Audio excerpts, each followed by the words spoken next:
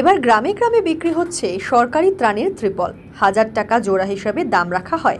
রাজ্য সরকারের বিশ্ব বাংলা লোগোযুক্ত ত্রাণের ত্রিপল এভাবে বিক্রি হওয়ায় ব্যাপক শোরগোল পড়ে গিয়েছে। মালদা জেলার মানিকচক ও ভূতনি এলাকায় বন্যা কবলিত বহু পরিবার অসহায় অবস্থায় রয়েছে। বহু মানুষ ঘরছাড়া হয়েছে। সেই পরিস্থিতিতে বিক্রি হচ্ছে রাজ্য সরকারের বিশ্ব বাংলা ছবি দেওয়া ত্রিপল। এমনই চিত্র দেখা গেল মালদার বৈষ্ণবনগর থানার বাখরাবাদ গ্রাম পঞ্চায়েতের 6 ভরিয়া গ্রামে। সরকারি ত্রাণের ত্রিপল বিক্রেতাকে আটকে রেখে বিক্ষোভ গ্রামবাসীদের।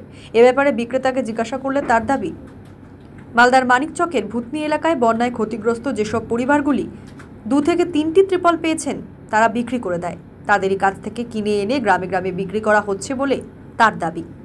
সরকারি ত্রাণের ত্রিপল বিক্রি হওয়ায় ভিডিও সোশ্যাল মিডিয়ায় ছড়িয়ে পড়েছে, যদিও এই ভিডিওর সত্যতা যাচাই করেনি হেডলাইন নিউজ শিলিগুড়ি।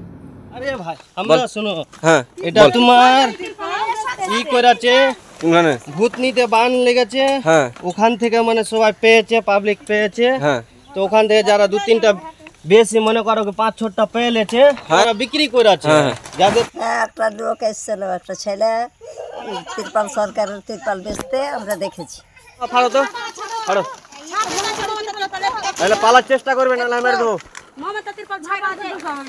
তিরপাল কোনখানে পেয়েছিস বল? ওই এত তিরপাল কোনখানে পেয়েছিস? আরে ভাই আমরা শুনো, হ্যাঁ